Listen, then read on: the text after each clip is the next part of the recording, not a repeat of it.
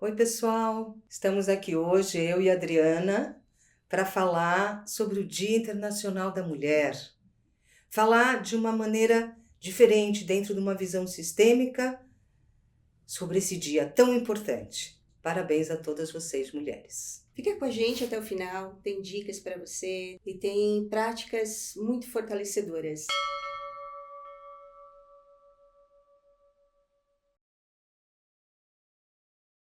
Aproveitar o Dia das Mulheres, né, Adri, para falar da nossa realidade hoje enquanto mulher.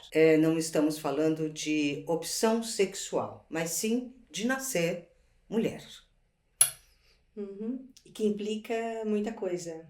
Que implica muita coisa. Como você vê hoje ali esse lugar que a mulher ocupa? Que lugar é esse que a gente ocupa hoje? Então, o que a gente ouve, né, falar dos lugares que a mulher deveria ocupar, de poder, enfim, dos direitos, na realidade não é assim que funciona.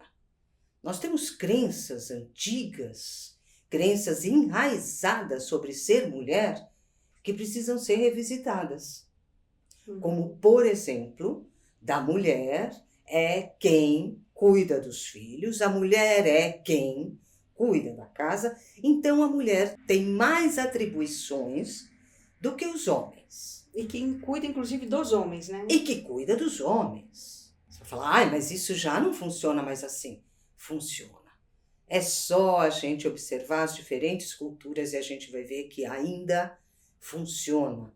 Ainda existe um papel de se submeter a ter que dar conta, ser mais serviçal do que o homem.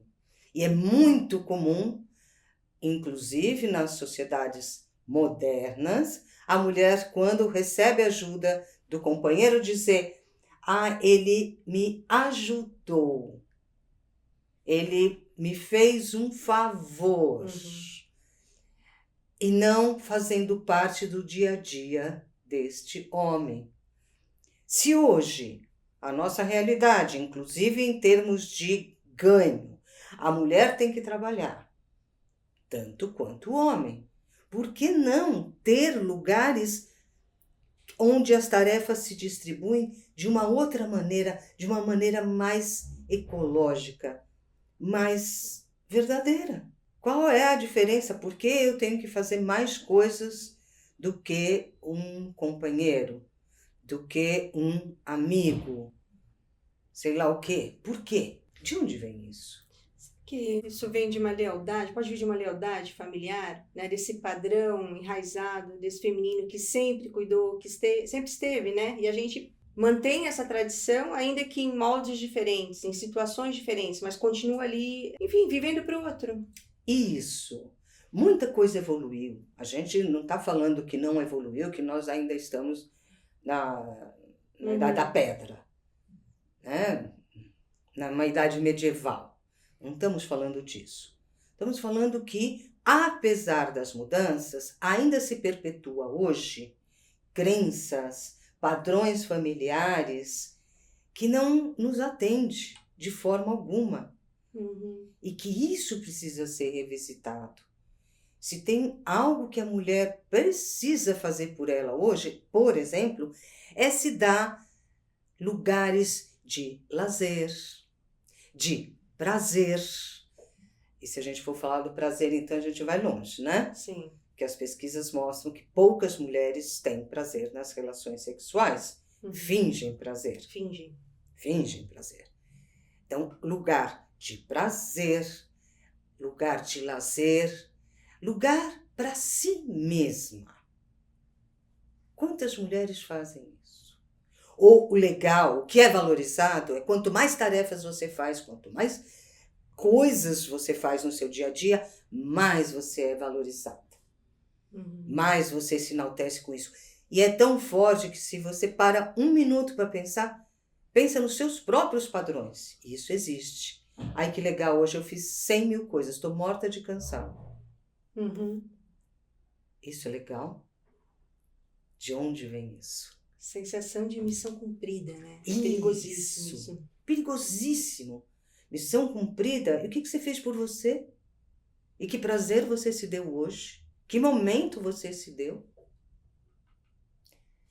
Agora, é um caminho difícil, né, Li? Porque tem essa questão do padrão, né, das crenças familiares em torno da mulher, tem essa força da cultura, o que é, para a cultura, uma mulher que se valoriza, que vai, né, que tá com corpão, que, enfim, aquela remodelagem capitalista que a gente conhece, né, do consumo, o corpo como consumo. Então, como sair, né, desses lugares e encontrar esse lugar mais autêntico, mais original? É um exercício diário. É se dar tempo diariamente para pensar em você e para estar só com você. Ver o que realmente te dá prazer, o que realmente você quer, o que realmente você precisa. Você, não o que o outro espera de você, mas você, o que você valoriza. E claro que nesse momento se mistura, né? Uhum. As crenças com aquilo que é seu. Por isso que é um exercício diário. E a gente precisa reconquistar esse lugar, que já existiu, né? A gente vê através da história, já existiu lugar mais apropriado das mulheres, onde as mulheres se reuniam, onde as mulheres tinham força, falavam de si mesmas, falavam de questões que importavam a elas. Uhum. E isso, obviamente, até por uma sociedade moderna, isso se perdeu. Mas pelo menos eu preciso fazer isso comigo. Pelo menos eu preciso reconquistar esse lugar comigo mesmo. E é interessante que nós falamos tanto sobre política e movimentos em relação à mulher, e vamos observar a fundo o que acontece com a mulher hoje, por exemplo, no mercado de trabalho. As pesquisas mostram que quando tem uma mulher e um homem para ser indicado a um cargo, quase que sempre, não vou dizer sempre, mas é um percentual muito alto, é o homem que é indicado e não a mulher. E essa pesquisa foi um pouco mais fundo. Quem é que vota nesse homem? As próprias mulheres. As próprias mulheres. Então, essa competitividade, de onde você acha que ela surge? Eu acho que é algo que foi instaurado, essa competitividade, na história, exatamente porque aí a mulher perde força. Uhum. Se as mulheres se unissem realmente, elas teriam mais força. E eu não estou falando de feminismo, hein? Longe disso. Uhum. Eu estou falando da união mesmo. De uma torcer pela outra e não pensar, como na pesquisa mostra, né? Ah, eu não vou votar nela. Por que ela e não eu?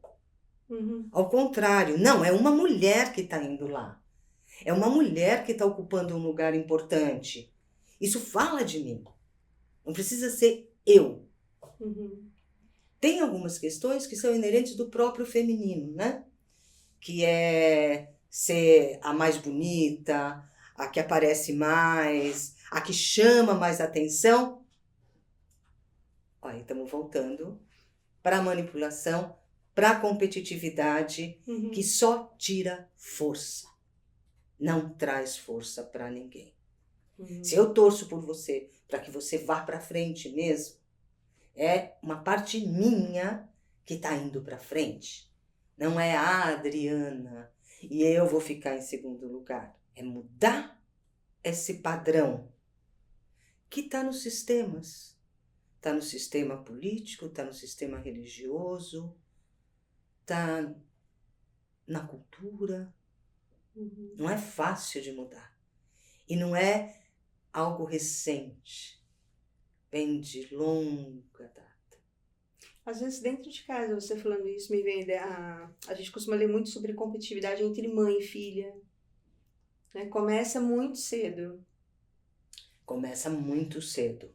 E isso é amplamente estudado e tratado pelos psicólogos. Mães que competem com a filha. Não aceita a beleza, por exemplo, da puberdade e o meu envelhecimento. Então, olho para a filha com inveja. Claro que isso não é explícito, né? Uhum. Mas é com crítica, com desdém, muitas vezes colocando impedimentos porque aquilo me incomoda, a sexualidade da adolescente me incomoda, a beleza me incomoda. Olha aonde vai a raiz da competitividade. Quão profunda ela é. E isso não é um invento, isso é estudo, né? Está estudado dentro da psicologia e da psiquiatria, nos casos mais graves. Você trabalhou muito com mulheres, né, Eli? Muito. Com contos. Você teria uma dica, assim, de leitura, não sei, de prática que pudesse ajudar nesse retorno? De conto, eu gosto muito de Mulheres que Correm com os Lobos, porque são contos selvagens, não tem final feliz, fala da morte, fala da essência, fala dos nossos ossos, da nossa ira, fala de como nós somos. Eu gosto muito, ele é muito simbólico e muito profundo. Uma prática importante para a mulher fazer, eu vou para a linha mais simples de todas, que é o relaxamento, um breve relaxamento diário, com as pernas, joelhos dobrados, os pés apoiados e a mão no ventre. E você respira. A mulher, ela possui um órgão que é diferente do homem, que é o útero, ovário, é a sexualidade, é essa região. E essa região tem vida, ela tem uma pulsação diferente.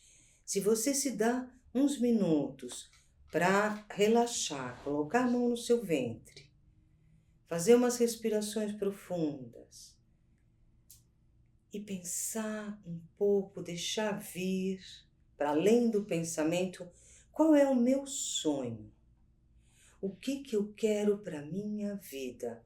O útero, ele não gesta só filhos, ele gesta sonhos.